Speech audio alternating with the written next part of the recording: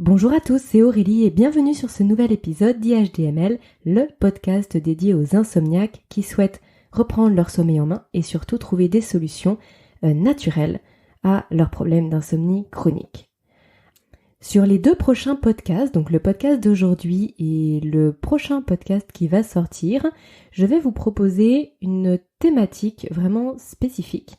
Je vais plus particulièrement m'adresser aux futurs parents ou alors aux tout jeunes parents qui viennent d'avoir un enfant, dans le sens où forcément quand on a une grosse dette de sommeil, qu'on est enceinte pour les femmes et qu'on va devenir parent, que ce soit homme ou femme, forcément la question se pose de comment gérer notre sommeil qui est déjà très très compliqué avec un petit bout de chou qui va venir semer un petit peu plus encore la zizanie dans nos nuits. Je sais même parfois que certaines mamans notamment n'osent pas tomber enceinte, n'osent pas même vouloir un enfant, dans le sens où elles ne se sentent presque pas capables de pouvoir gérer des nuits entrecoupées, encore plus de leurs difficultés de sommeil. Donc c'est une vraie problématique. Et du coup, aujourd'hui et sur le prochain podcast, on va parler de cela. On va essayer de voir comment on peut s'organiser au mieux quand on va être parent, quand on devient parent, quand on est jeune parent, pour justement que ce soit le moins nuisible possible sur nos nuits et donc a fortiori sur notre santé, bien sûr. Donc il va sans dire que sur ces deux podcasts-là, je ne vais pas vous dire de mettre beaucoup de choses en place. Ça va plutôt être un petit peu comment contourner ce problème. On va essayer aussi de regarder comment fonctionne le sommeil de bébé dans un premier temps, pour essayer de s'organiser un petit peu autour, essayer de trouver, je vais essayer de vous communiquer quelques petits trucs, quelques petites astuces, des choses par exemple que moi je n'ai pas du tout faites, que j'aurais dû faire. Donc je vais essayer de vous parler aussi, comme toujours, j'essaye de vous partager un maximum mon expérience pour que vous ne refassiez pas certaines erreurs que j'ai pu commettre par le passé. Donc on va essayer de balayer tout ça pour que vous puissiez avoir un maximum de ressources, on va dire, et un maximum de clés pour gérer au mieux cette période qui peut être très difficile pour les futurs parents, les jeunes parents. Alors j'ai bien conscience que cette thématique ne va pas parler à tout le monde. Si vous avez des enfants qui sont déjà grands, ou alors si vraiment la perspective d'avoir un enfant est très très lointaine pour vous, peut-être que vous serez moins intéressé directement par ce que je vais dire aujourd'hui et dans l'interview du futur podcast. Cela dit, peut-être que vous avez de l'entourage, peut-être que vous avez vos enfants ou des frères, des sœurs qui peuvent être justement intéressés par cette thématique. Donc surtout, n'hésitez pas à partager cet épisode et le suivant parce que ça peut vraiment leur apporter des billes intéressantes, en tout cas j'espère. C'est bien sûr le but de ces épisodes, c'est d'essayer à la fois d'apporter des clés concrètes, des conseils concrets, et puis aussi de faire réfléchir à un certain nombre de choses, d'apporter des pistes de réflexion pour ne pas se retrouver dans des situations difficiles comme celle que j'ai pu vivre moi à la naissance de mon petit garçon. Voilà pour toutes les personnes qui sont futurs parents, jeunes parents, pour toutes les mamans enceintes, écoutez, cet épisode il est fait pour vous. Allez, c'est parti.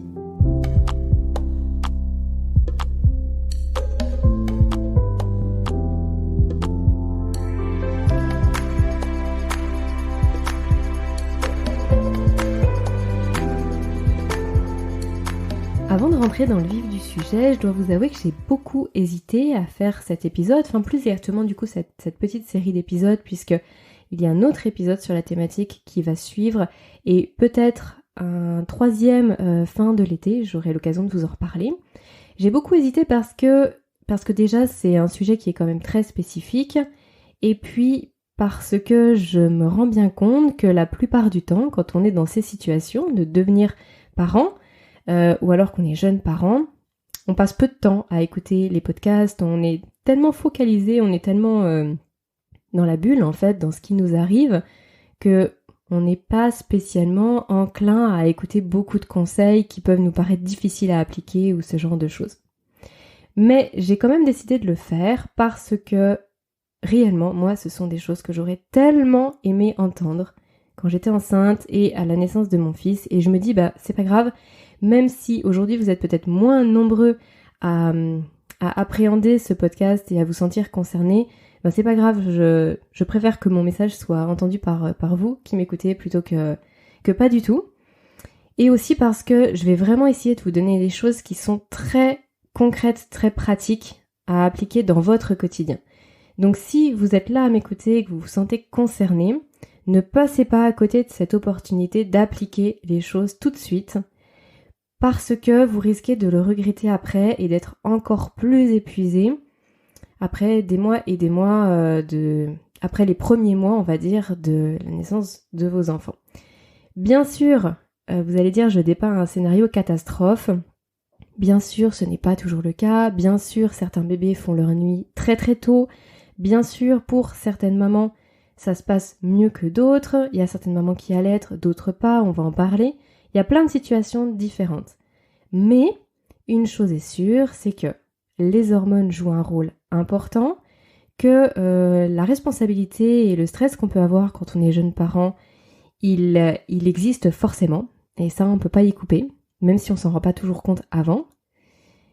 Et aussi, il ne faut pas négliger l'inconfort qu'on peut avoir pendant sa grossesse, donc là je m'adresse surtout aux mamans, et le fait que, en plus des problèmes de sommeil qu'on peut avoir de base, vont venir se rajouter d'autres soucis en fin de grossesse qui peuvent être par exemple les crampes, les douleurs au ventre, les douleurs au dos, les douleurs de position au pied, enfin voilà, il peut y avoir vraiment beaucoup de choses qui viennent se greffer, et du coup si on n'a pas pris assez de recul par rapport à tout ça, on peut se sentir un petit peu submergé par la fatigue et on le paye après.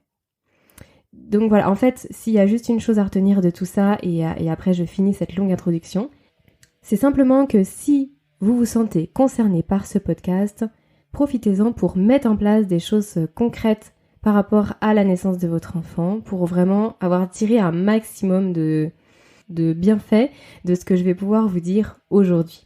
Voilà, alors, comment gérer la naissance d'un enfant quand on est insomniaque ?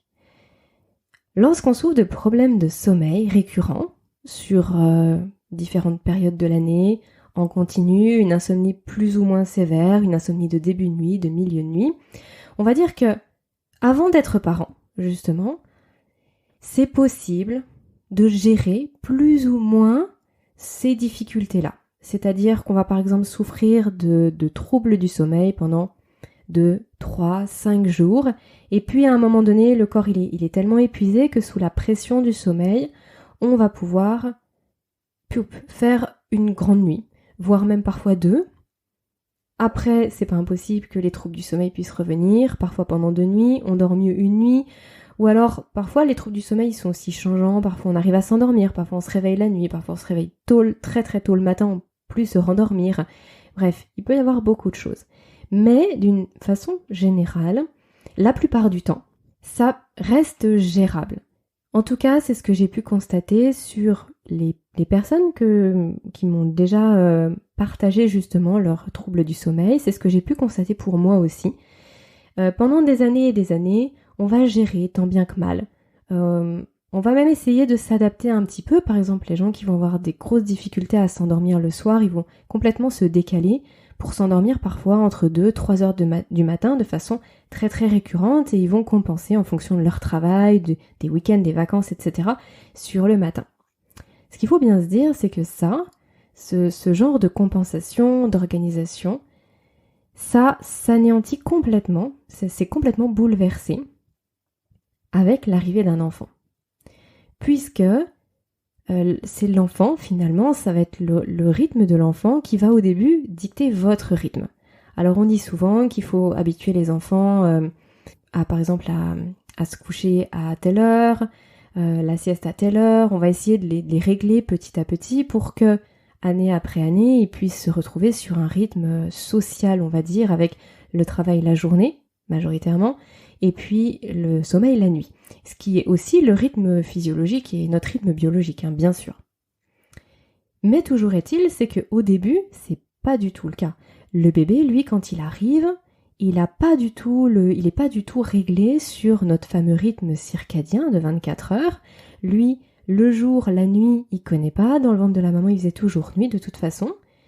C'est d'ailleurs presque inversé pour lui parce que la maman, la journée, elle est plutôt active et la nuit, elle se repose. Donc c'est vrai qu'on a tendance à avoir des bébés qui sont un peu plus actifs la nuit et qui vont être beaucoup plus calmes en journée. Donc c'est presque inversé.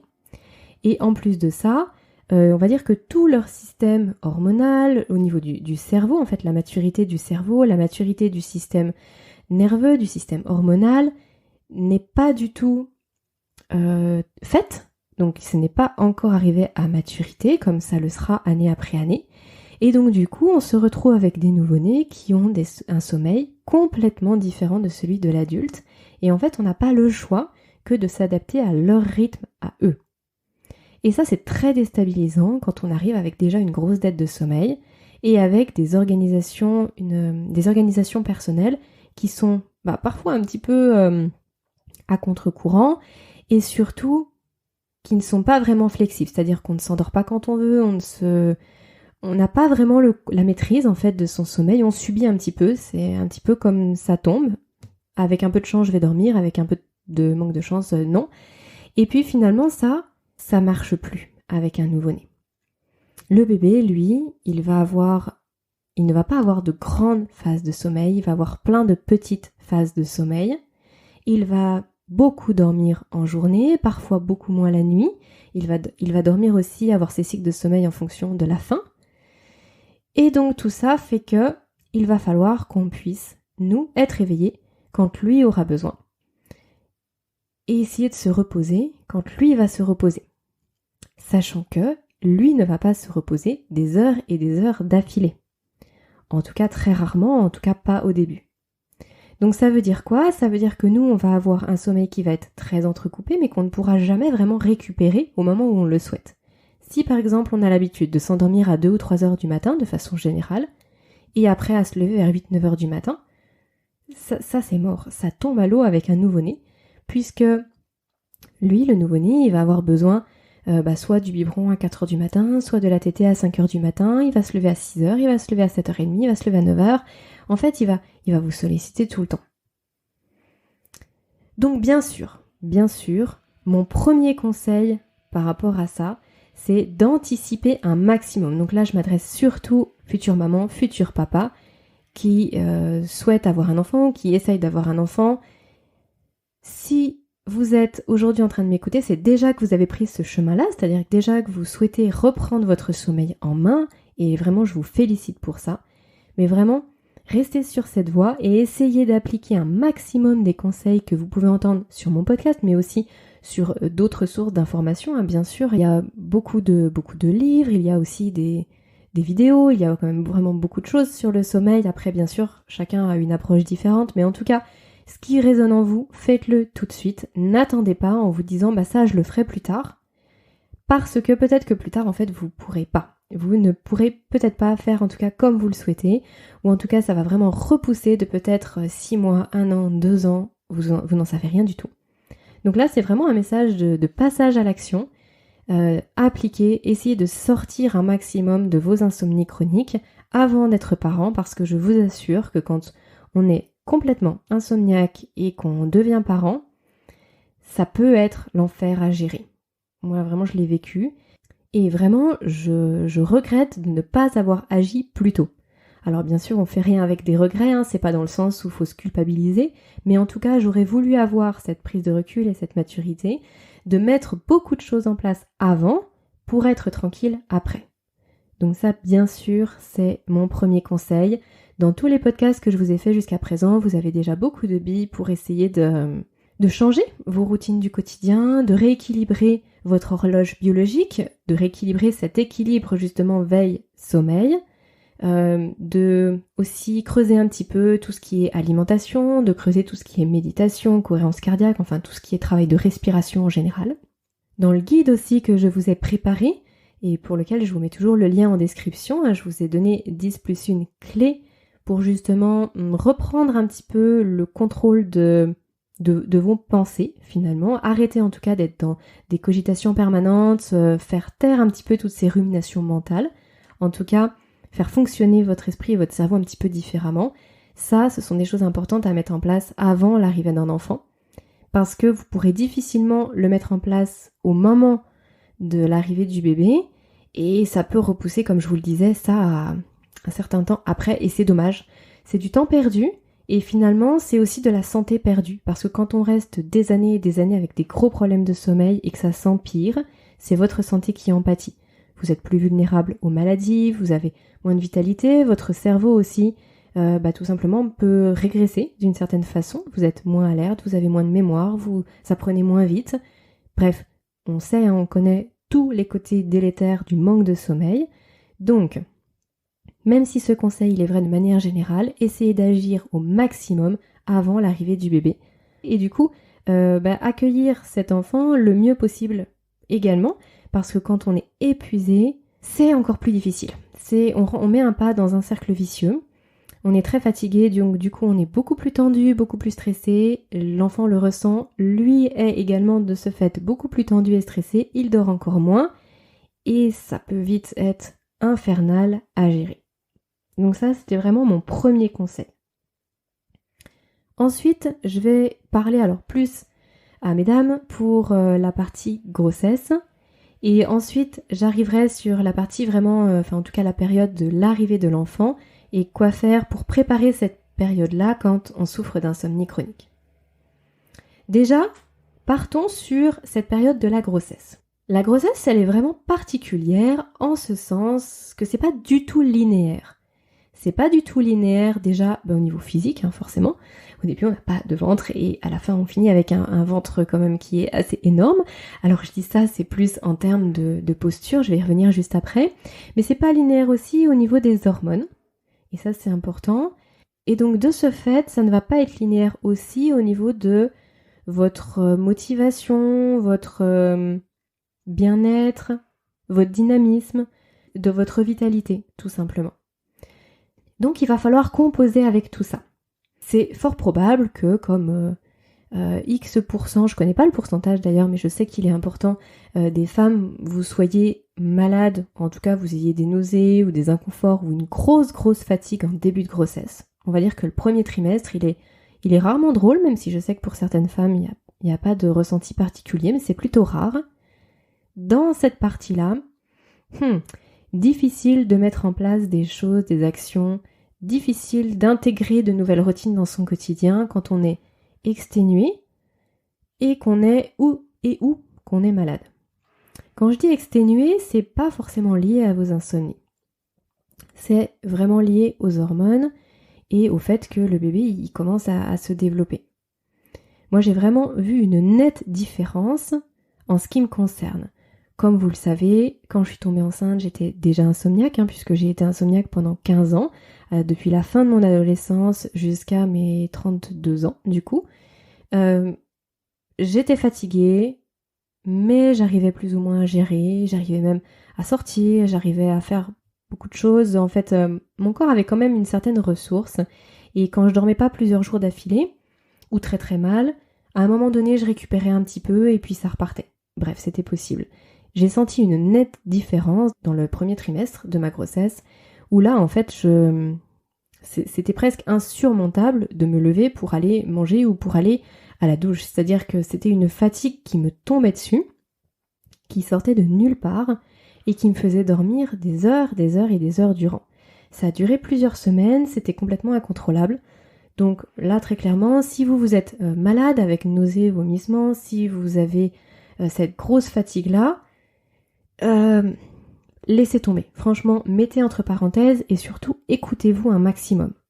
Ça, c'est vraiment un conseil important. Écoutez-vous, c'est-à-dire que si votre corps il vous envoie des gros signaux de fatigue, c'est peut-être parce que vous avez déjà une dette de sommeil de base. Moi, c'est ce que je m'étais dit à l'époque. Je m'étais dit, en fait, je suis peut-être tombée enceinte tellement fatiguée de base qu'en fait, mon corps, il me dit, si tu veux que ça se passe bien, à un moment donné, il va vraiment falloir que tu te calmes, que tu te reposes et maintenant, il faut dormir. Donc, il faut prendre les choses telles quelles. Il faut se reposer. J'ai envie de dire tant pis pour votre travail, tant pis si vous êtes arrêté. Alors, pour certaines personnes vont me dire oui, mais il y a l'aspect financier, etc. C'est vrai, je l'entends. Mais si c'est juste une question de j'ai beaucoup de travail, je veux pas que ça soit mal vu par mon responsable, par mes collègues ou quoi que ce soit, franchement, oubliez ça. Vous savez pas dans quelques années où est-ce que vous serez, vous avez de compte à rendre à personne. Si vous ne dormez pas quand réellement votre corps en a besoin, ça risque d'être très compliqué après pour vous à gérer. Donc moi, c'est le seul conseil que je pourrais vous donner sur cette première partie-là. Si votre corps il vous dit de dormir, vous dormez, en fait, tout simplement. Ensuite arrive le deuxième trimestre, qui est souvent beaucoup moins compliqué au niveau physique. On commence à se sentir mieux, on est rayonnante, on n'a pas encore justement un trop gros ventre ou des douleurs qui sont justement liées à la grossesse. On se sent plutôt bien, on commence à sentir le bébé bouger, on n'est plus malade, on est moins fatigué, etc. Alors moi j'ai envie de vous dire, c'est à ce moment-là qu'il faut mettre en place des choses si toutefois vous ne l'aviez pas fait avant. Parce qu'en plus vous allez vraiment être dans une dynamique de bien-être, de confiance en vous. C'est pareil, là il y a quand même pas mal de chamboulements hormonaux et en principe on pète la forme. On pète la forme et on se sent vachement bien dans sa peau. Là faut mettre le paquet. C'est le moment où il faut que vous arriviez à retrouver des piliers solides par rapport à votre sommeil. Mettre en place de nouvelles routines, arrêter les habitudes qui peuvent nuire à votre sommeil, adopter une alimentation très saine, et ça en plus vous en avez besoin pour la grossesse, pour le bien-être de votre enfant. Bref, reprendre le contrôle sur le sommeil. Alors, j'aime pas vraiment le fait de dire reprendre le contrôle sur le sommeil, mais j'ai du mal à l'exprimer autrement. Ce que je veux dire par là, c'est vous réapproprier tous les leviers qui font que votre corps peut dormir. Voilà, c'est exactement ça. À un moment donné, il y a des choses physiologiques qui font que votre corps va pouvoir tomber dans le sommeil, arriver le soir. Et aussi, il y a toute une partie psychologique qui va permettre à votre cerveau, à votre esprit, de s'apaiser, de se calmer. Jouez un maximum sur ces deux tableaux-là. Pendant cette période, vous allez être plus en forme. Ne faites pas l'erreur suivante, de vous dire même si je dors pas beaucoup, même si c'est compliqué pour moi les nuits, je pète la forme, je suis rayonnante, je vais bien. En plus, pendant la grossesse, tout le monde s'intéresse à vous. Vraiment, on est un petit peu sur un nuage pendant la grossesse, la plupart du temps. Je fais des généralités, mais après, chacune peut s'y retrouver. Donc ne faites pas l'erreur de rester un petit peu sur votre nuage et de vous dire que finalement, ce problème-là de l'insomnie, vous le réglerez plus tard. Parce que j'ai envie de dire, c'est presque un des derniers moments, sans vouloir être trop dramatique, mais c'est un des derniers moments où vous allez pouvoir jouer là-dessus, prendre de meilleures habitudes et en tout cas essayer de réguler la situation avant peut-être longtemps. Avant en tout cas un certain temps. Déjà parce que le dernier trimestre, c'est plus compliqué. C'est plus compliqué, alors si vous tombez, là j'enregistre ce podcast en été donc ça me fait penser à ça, mais si vous tombez sur un été par exemple très chaud, vous pouvez avoir des lourdeurs aux jambes, des crampes la nuit, je parle de la nuit bien sûr, des difficultés d'endormissement liées à la canicule, liées aussi à la chaleur, on a beaucoup plus chaud quand on est enceinte, les hormones mais aussi le poids qu'on prend, les kilos, ça joue aussi, on mange plus. Il y a pas mal de facteurs qui interviennent et on peut se retrouver avec des nuits encore plus agitées, mais pour d'autres raisons. C'est-à-dire que pour certaines personnes, c'est surtout le cerveau en fait qui s'arrête jamais et on n'arrive pas forcément à contrôler tous ces tourbillons de pensée. Et quand viennent se greffer d'autres problèmes plus physiques, en fait ça on perd pied parce que par exemple on va se réveiller en milieu de nuit, on ne pourra pas se rendormir, mais en même temps on s'endort très très tard parce qu'on est gêné par le ventre, donc j'en parlais tout à l'heure justement, les positions peuvent être beaucoup plus compliquées, dans le lit on ne sait pas forcément comment se mettre, on peut avoir mal au dos, on peut avoir mal au ventre, on peut avoir mal un peu partout, à la nuque, on peut donc avoir mal aux jambes, ça je vous le disais à l'instant, et finalement on cumule. On cumule et c'est pas fini puisque semaine après semaine, en fait les problèmes ils ne disparaissent pas, bien au contraire, puisqu'en plus à la fin de la grossesse on a quand même beaucoup de fatigue, le bébé il grossit, il grandit, il nous puise beaucoup d'énergie. En plus, il ne faut pas oublier que le bébé, lui, il va prendre tout ce qu'il y a de bon avant nous. C'est-à-dire que ce qu'on mange, tous les nutriments, toutes les vitamines, les minéraux, tout ce dont le bébé a besoin, lui, il se sert. Et ce qui reste, ça va pour la maman.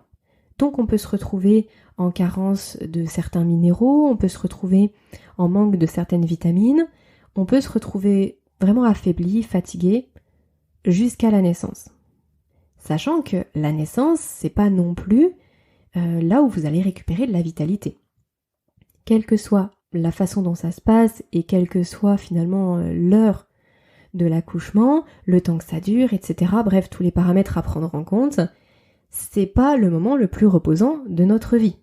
Ça, j'ai pas besoin spécialement d'insister, je pense que tout le monde le sait. Ensuite, il y a les quelques jours à la maternité, où là, on n'a qu'une envie, c'est de dormir. Et en fait, c'est la seule chose qu'on fait pas, finalement. Alors, bien sûr, il va y avoir des enfants, des bébés qui vont être beaucoup plus calmes, qui vont dormir beaucoup plus, des bébés qui ne vont pas du tout dormir, qui vont avoir un mal fou à se caler, à s'apaiser, etc. Ça dépend de plein de choses. Ça dépend de la façon dont vous avez vécu la grossesse, ça dépend de l'accouchement, ça dépend de l'état dans lequel vous êtes aussi au moment de l'accouchement. Mais en tout cas, quelle que soit l'attitude du bébé finalement, il n'empêche que vous allez avoir un bouleversement hormonal lié à l'accouchement qui va être extrêmement important et qui peut vous rendre à la fois très joyeuse, à la fois très triste, à la fois très fatiguée, à la fois très déprimée. En fait, il y a beaucoup de choses qui se passent. Et honnêtement, ce ne sont pas ces quelques jours à la maternité qui sont reposants. En plus, vous avez forcément les sages-femmes, vous avez les médecins, vous avez tout le monde, la famille, on va en reparler juste après, qui débarque à tout moment dans la chambre. C'est pas du tout reposant. Donc faut pas compter sur cette période-là pour se reposer. Et ensuite, vous avez l'arrivée à la maison, où là, vous vous retrouvez toute seule, enfin en tout cas tout seul, je veux dire par là les deux parents avec le bébé, mais sans personnel médical, sans personne pour vous guider, pour vous aider. Et là, ça peut être vraiment très déstabilisant. Donc, forcément plus fatigant, parce qu'on a tendance à tout guetter, à s'inquiéter pour rien. On a aussi encore pas mal de chamboulements hormonaux qui peuvent jouer sur la faim, qui peuvent jouer sur la fatigue, qui peuvent jouer sur beaucoup de choses. Donc pas simple à gérer, c'est pas là où vous allez pouvoir vous reposer le plus. Et encore plus dans le cadre de l'allaitement. Alors, qu'est-ce que je voulais vous conseiller par rapport à tout ça ? Déjà sur le dernier trimestre de grossesse, si vous avez commencé à instaurer des choses pendant le deuxième trimestre, essayez de continuer au maximum. Ça vous fera du bien à vous, je pense par exemple aux étirements, aux exercices de relaxation, aux automassages. Voilà, tout ça sont des choses qui vont vous faire du bien à la fois pour le sommeil, mais aussi pour vous, votre relaxation, et du coup, par ricochet, sur bébé. Et ça, c'est super important. Parce qu'un bébé qui est stressé, forcément, il vous laissera moins de répit qu'un bébé qui est très très calme. Ensuite, pour la période de la maternité. Alors moi, vraiment, je vous conseille de dire non, mais un non catégorique, aux visites. Alors peut-être que vous allez me dire oui mais les gens ils sont super contents de venir nous voir, etc. Mais c'est très fatigant. C'est vraiment, moi j'avais dit non, je veux pas de visite parce que je pense que je serais fatiguée. Finalement j'ai autorisé certaines visites et en fait j'aurais pas dû. Je pense que les gens ils sont pas à 3 jours en fait, ils peuvent très bien attendre 3 jours que vous soyez dans de meilleures dispositions. Après, bien sûr, si vous avez juste votre maman, vos parents, votre frère, vous avez une personne qui passe sur vos quelques jours de maternité et qui reste 1 heure, bon, ça peut s'entendre. Mais réellement, le défilé des visites à la maternité, moi, je vous le déconseille. C'est un conseil qu'on m'avait donné, je l'ai pas respecté et je m'en suis mordu les doigts. Donc, ne faites pas la même chose, je vous donne ce conseil aujourd'hui. Si vous pensez qu'il est pertinent pour vous, vraiment, respectez ça. Et puis faites en sorte que les autres respectent votre choix, parce que ça peut être la clé de d'une meilleure santé et d'un meilleur rétablissement, entre guillemets, pour la suite. Donc passez pas à côté. Autre conseil pour la maternité, ne pensez pas pouvoir faire plein de choses pendant ces quelques jours. Alors moi j'avais pensé à l'époque, de manière tout à fait naïve, que j'allais pouvoir lire. Je m'étais emmené plein de bouquins, je m'étais emmené du travail aussi, ça sortait de nulle part, mais voilà. Je m'étais emmené plein de choses à faire, j'avais une to-do list longue comme le bras en me disant pendant que mon fils y dort, je vais pouvoir faire plein de choses, je serai tranquille dans mon lit. Oui mais non, en fait ça se passe pas du tout comme ça. Ne vous bercez pas d'illusions.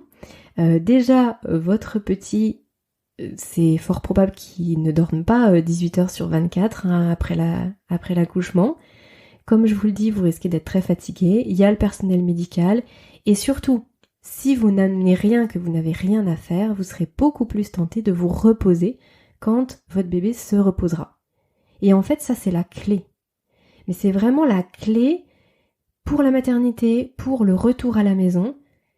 S'il y a vraiment une chose que vous devez retenir de ce podcast, c'est vraiment de dormir quand votre bébé y dort. En fait, c'est la seule chose qu'on ne fait pas. On veut toujours profiter des moments où notre bébé dort pour faire tout le reste, pour faire plein de choses. Et d'ailleurs, on a toujours 1 milliard de choses à faire. C'est la pire idée possible. Idem, moi j'étais vraiment dans cette dynamique-là. Je voulais toujours profiter du temps où mon bébé dormait pour pouvoir faire tout plein de choses, mais des choses en plus qui n'étaient pas forcément importantes. Et je me rends compte, bien sûr, avec le recul, on se dit mais pourquoi tu t'étais mis autant de pression pour X ou Y chose ? Pourquoi juste tu t'es pas laissé aller ? En fait, je pense qu'il faut vraiment lâcher prise. Il faut vraiment lâcher prise.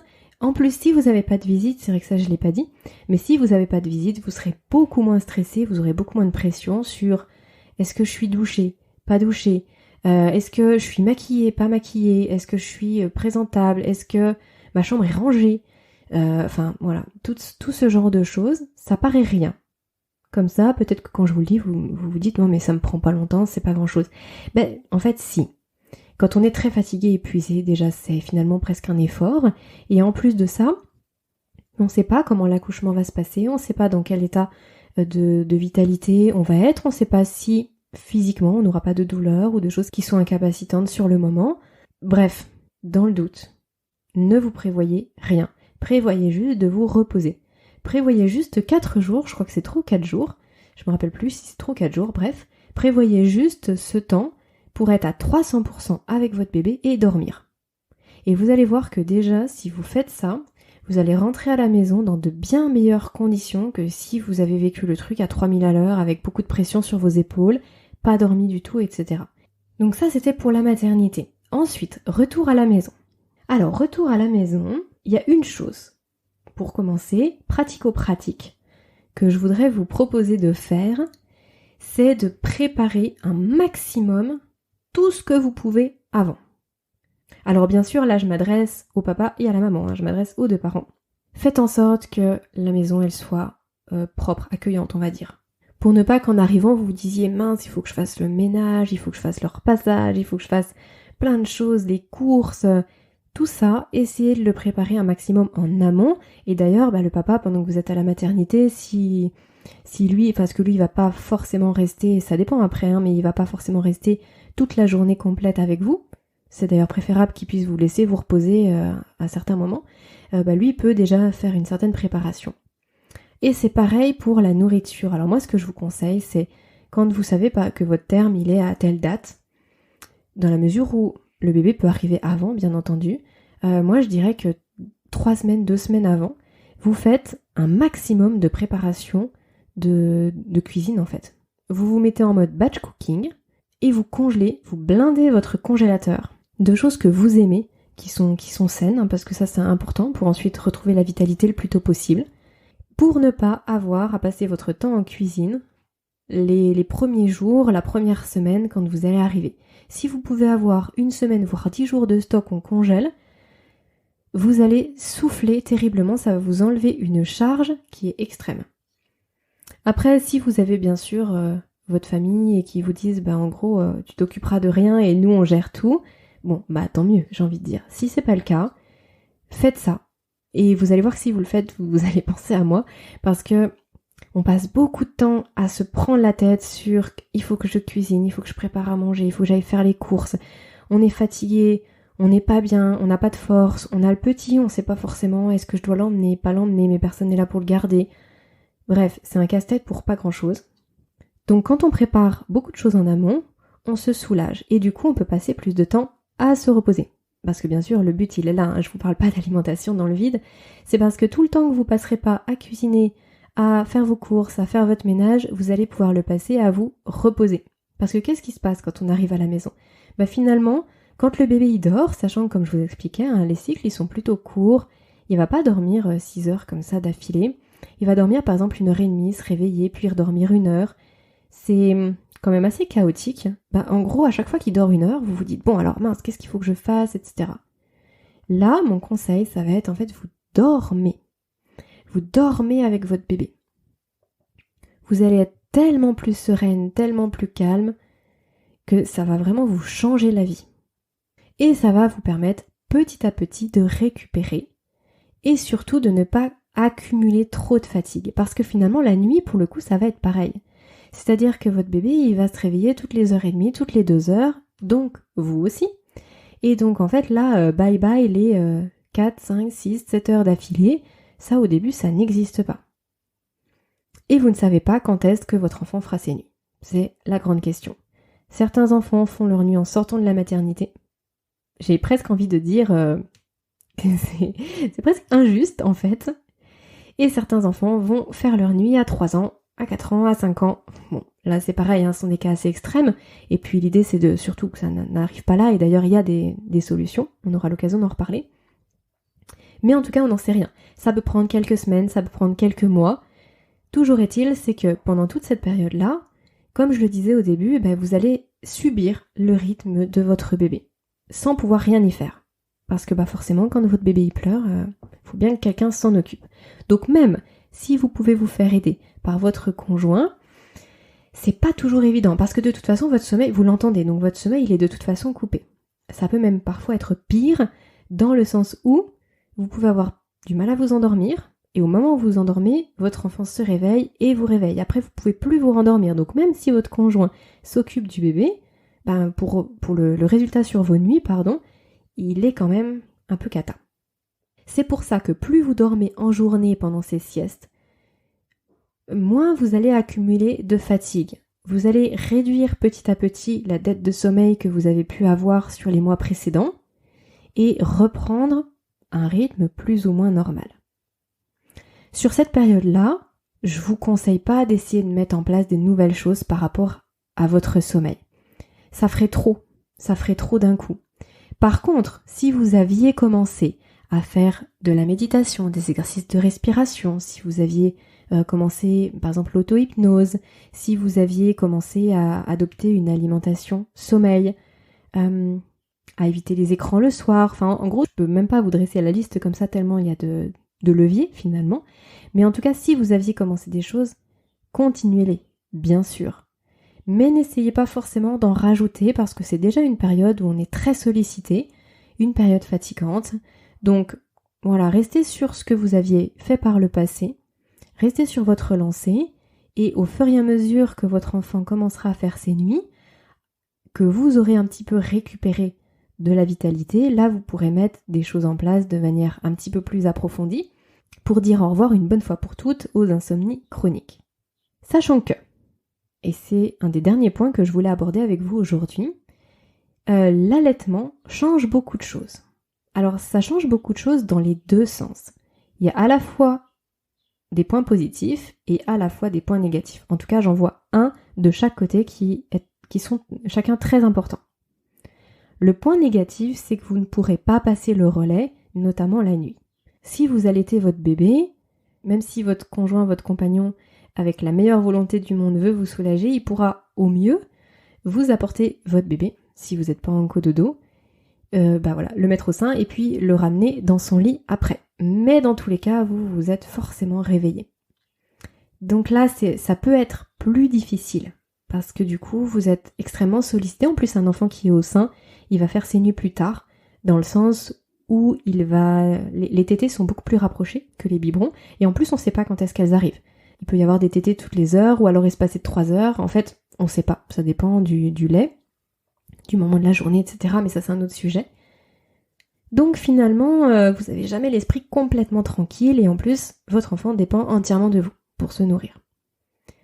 Donc là, c'est d'autant plus important d'appliquer les conseils que j'ai pu vous donner avant, parce que vous allez être très sollicité physiquement et aussi psychologiquement, malgré tout, dans le sens où vous pouvez pas dire, par exemple, là je suis exténuée, je vais, une journée dans ma famille pour essayer de me ressourcer un petit peu. Non, parce que du coup, bébé, il a besoin de vous.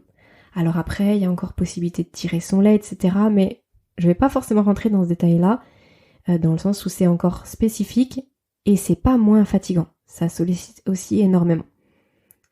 Par contre, le point positif, c'est les hormones. C'est-à-dire que quand on n'allait pas, après la période de la maternité et le début du retour à la maison, malgré tout, les hormones, elles se calment en fait. Ça redevient petit à petit normal, comme c'était avant votre grossesse. C'est pas le cas quand vous allaitez. Vous allez avoir une production hormonale qui va rester très importante et qui joue un rôle très significatif sur le sommeil, notamment au niveau de l'ocytocine. Une femme qui allaite va produire énormément plus d'ocytocine qu'une femme qui n'allaite pas. Et ça va durer tout le temps de l'allaitement.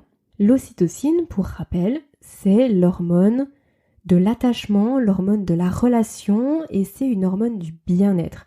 C'est une hormone qui rend heureux, qui accentue l'attachement à autrui. Et en l'occurrence, là, c'est bien sûr vis-à-vis du bébé. C'est, on va dire, le phénomène vraiment naturel pour que la mère ait encore plus envie de protéger son enfant. Ça vient bien sûr de l'évolution. Et forcément, une mère qui est extrêmement attachée à son enfant, elle va bien sûr beaucoup plus le protéger. Et donc, ses chances de survie sont plus importantes. Pourquoi je vous parle de ça ? Parce que l'ocytocine, c'est une hormone qui apaise et c'est une hormone qui aide à dormir. Donc, si vous allaitez votre bébé, oui, vous serez beaucoup plus sollicité, et notamment la nuit, mais par contre, vous aurez une beaucoup plus grande facilité à vous rendormir que ce que vous avez peut-être jamais connu. Et ça, c'est super intéressant. Alors vraiment, moi j'ai vu une différence énorme entre la période où j'ai allaité mon fils et après. Parce que là, du coup, l'après a été beaucoup plus compliqué. Donc pendant que je l'allaitais, dès qu'il avait fini de téter, en fait, je pouvais me rendormir. J'avais vraiment cette sérénité que j'avais pas forcément avant, enfin que j'avais pas même tout court avant, et qui me maintenait éveillée la nuit, etc., etc. Là, en l'occurrence, c'était possible de se rendormir. Par contre, pour vraiment tirer les bénéfices de ça, il faut aussi quand même se donner les moyens de lâcher prise.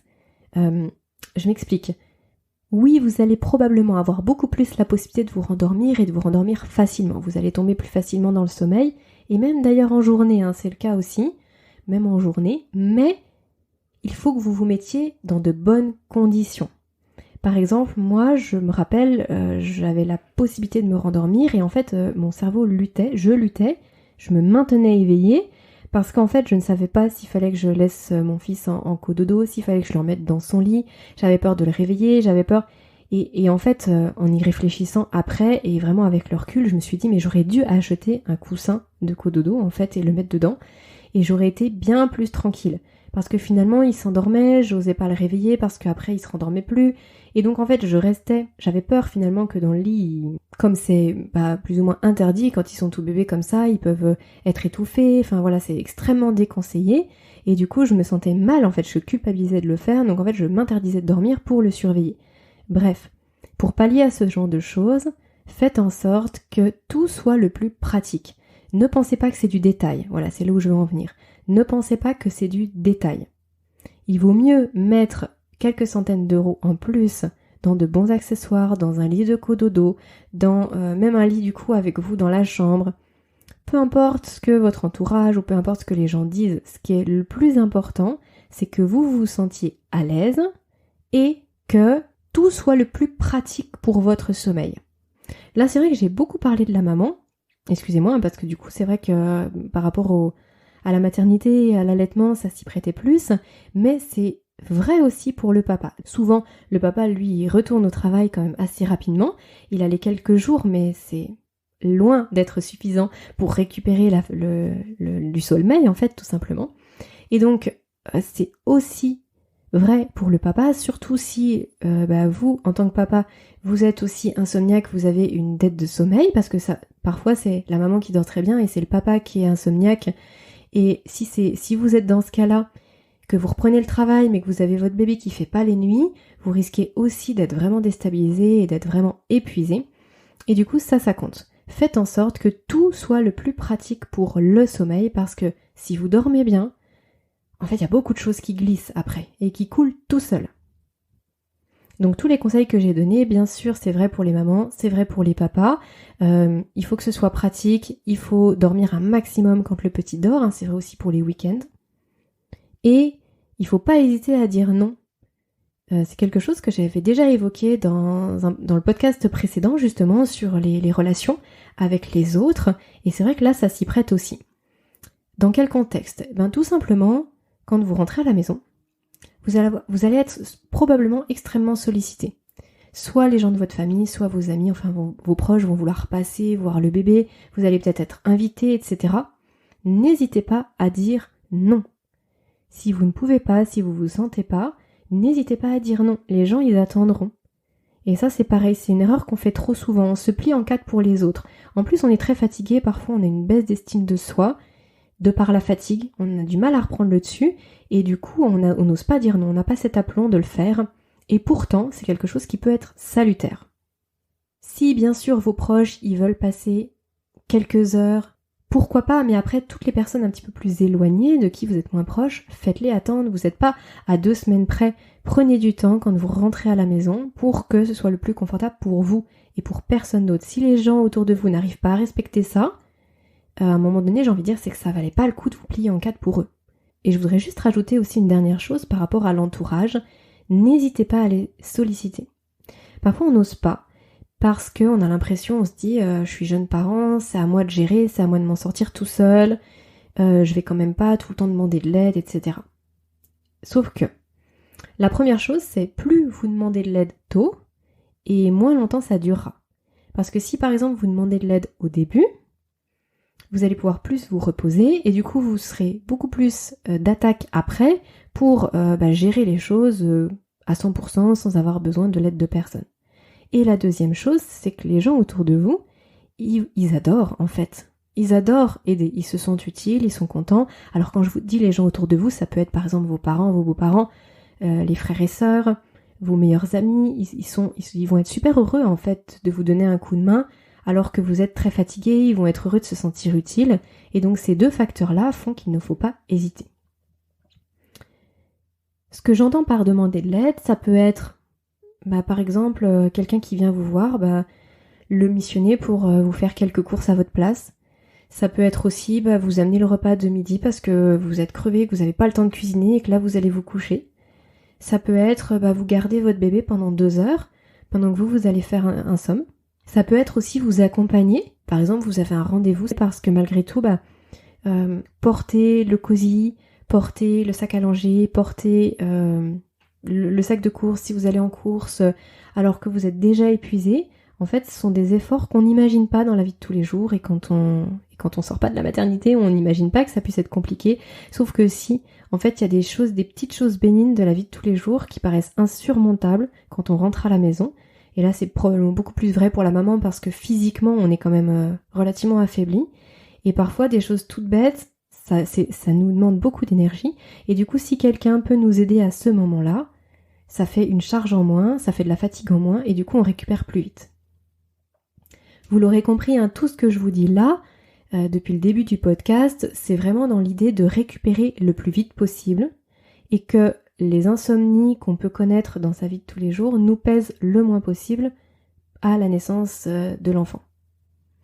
Et dans l'idée, c'est justement d'ensuite ne pas retomber dans de l'insomnie après les quelques mois. Si on a pu mettre des choses en place pendant sa grossesse, ou si au fur et à mesure que l'enfant grandit, on arrive à intégrer des petites choses dans son quotidien, ça permet de sortir de l'insomnie chronique en douceur et que ça ne pèse pas trop sur notre santé. N'oubliez jamais que le sommeil, c'est votre santé. Il n'y a pas que le sommeil, il y a aussi l'alimentation, il y a aussi l'activité physique bien sûr, mais le sommeil, c'est un des piliers, j'irais presque jusqu'à dire le pilier fondamental de votre santé. C'est-à-dire que si vous avez tout sauf le sommeil, en fait vous n'êtes pas en bonne santé. Donc il faut vraiment le prendre en compte. Et il faut jamais trop attendre. C'est pour ça que moi je vous dis souvent, je vous félicite en fait de m'écouter aujourd'hui parce que vous êtes déjà sur le chemin de quelque chose, vous êtes déjà sur une voie. Donc bravo à vous, ayez beaucoup de gratitude par rapport à cette démarche que vous entreprenez et puis appliquez au maximum. Bien sûr, il suffit pas juste d'écouter pour se donner bonne conscience, il faut appliquer aussi un maximum de conseils et j'espère que ceux que je vous donne, ils vous sont pertinents et qu'ils vous aident dans votre quotidien. Voilà les amis, écoutez, je suis en train de rebalayer un petit peu mes notes, mais je pense qu'on a fait le tour de ce que je voulais vous dire aujourd'hui. Il y a juste peut-être un dernier point, une dernière chose que je voulais rajouter avant de conclure, c'est le fait de ne pas se mettre trop de pression, de ne pas trop se culpabiliser, de rester vraiment le plus zen possible, bien sûr dans la limite de la sécurité pour bébé.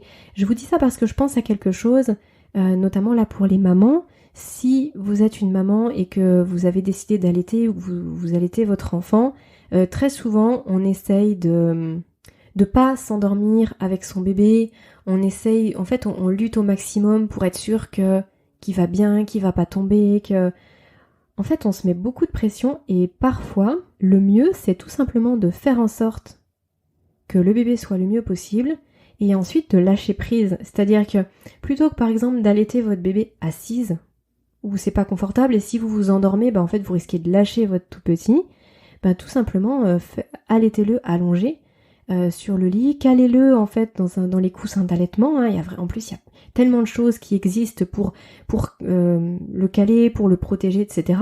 N'hésitez pas à dire à votre conjoint, tiens, viens jeter un coup d'œil dans 10 minutes, mais surtout il vous réveille pas si vous dormez tous les deux. En fait je pense qu'il faut vraiment pas trop se prendre la tête. Je pense que c'est surtout une question d'organisation, que tout soit bien organisé pour que ce soit simple, confortable et en sécurité. Et ensuite, il faut lâcher prise. Je pense que ça, c'est quelque chose qui est très important et qui vous aidera à vous remettre le plus vite possible et à retrouver de la vitalité. Voilà pour ce podcast. J'espère que ces conseils vous auront plu, que ça vous aura apporté quelque chose. Alors, la semaine prochaine, je vais vous proposer l'interview d'Aurore. Aurore, elle est psychomotricienne, elle est spécialiste dans l'éveil de l'enfant et elle a créé un atelier de massage en ligne pour justement aider les jeunes parents à masser leur bébé. Alors pourquoi je vous parle de massage et pourquoi j'ai décidé de vous proposer cette interview-là, cet échange que j'ai eu avec Aurore? Tout simplement parce que tout ce que je vous ai dit dans cet épisode, dans ce podcast, c'est à destination de vous, les papas, les mamans, les futurs parents, de ce que vous pouvez gérer, contrôler, on va dire. Ce que vous ne pouvez pas contrôler, et pourtant qui a un impact énorme sur votre sommeil, ça va être bébé. Ça va être comment votre enfant va être apaisé. Alors, on a vu des petites choses ensemble qui font que si vous êtes bien sûr beaucoup plus reposé, beaucoup plus apaisé, par ricochet, bébé le sera, mais c'est pas si facile que ça. Donc l'idée, ça va être de pouvoir activer des leviers, mettre en place des habitudes, jouer sur la capacité qu'on a à pouvoir apaiser notre enfant. Un bébé qui sera apaisé, et là finalement on reprend le cercle à l'envers, un bébé qui sera apaisé, il va dormir plus, il va moins pleurer, il va vous laisser beaucoup plus de repos et il va beaucoup moins vous réveiller la nuit. Il va faire ses nuits plus rapidement, bref, tout s'enchaîne de façon positive. Plutôt qu'un bébé qui est extrêmement crispé, extrêmement tonique, extrêmement tendu, et qui va mettre des mois et des mois à lâcher prise, qui va pas s'endormir facilement le soir, qui va vous réveiller X fois la nuit, et là du coup, hop, le pied dans l'engrenage, et après ça peut être très compliqué pour vous de sortir la tête de l'eau. Donc on a vu dans cet épisode ce que vous pouvez faire pour vous même, ce que vous pouvez anticiper pendant la grossesse, à la maternité, au retour à la maison, etc. Et du coup, ce que je vous propose, c'est la semaine prochaine de voir comment on peut apaiser bébé, et notamment grâce au massage bébé. C'est quelque chose qui n'est pas forcément très connu dans notre culture, en tout cas c'est pas si fréquent. Il y a quelques ateliers de massage en physique, j'entends, qui émergent, et parfois à la maternité on nous en parle, mais c'est vraiment pas si commun. Et il y a très peu de personnes finalement qui participent à ces ateliers massage. Là, ce que nous propose Aurore, et elle vous en parlera plus amplement la semaine prochaine, c'est un atelier de massage en ligne où elle vous explique justement l'intérêt pour bébé, en fait, comment ça apaise bébé, l'intérêt du massage bébé, comment le mettre en place dans son quotidien, etc. Et ça peut avoir un impact considérable sur le sommeil de bébé et par ricochet sur le vôtre. Donc vraiment gardez bien en tête que ça va dans les deux sens. Des parents apaisés vont permettre petit à petit au bébé de s'apaiser, et un bébé apaisé, et notamment par exemple grâce au massage, va permettre aussi par ricochet aux parents de s'apaiser parce qu'ils vont pouvoir beaucoup plus dormir. Et vraiment l'idée, c'est de ne pas souffrir de cette dette de sommeil, ou en tout cas de ne pas l'empirer et de pouvoir retrouver un sommeil de qualité le plus rapidement possible après la naissance de son enfant. Mais ça, ce sera pour la semaine prochaine. Voilà, maintenant vous savez tout. Si vous avez aimé ce podcast, surtout n'hésitez pas à le noter. Vous pouvez aussi le partager bien sûr. Et moi je vous dis à la semaine prochaine pour cette interview avec Aurore. Et d'ici là, prenez bien soin de vous et reposez-vous le mieux possible. À bientôt.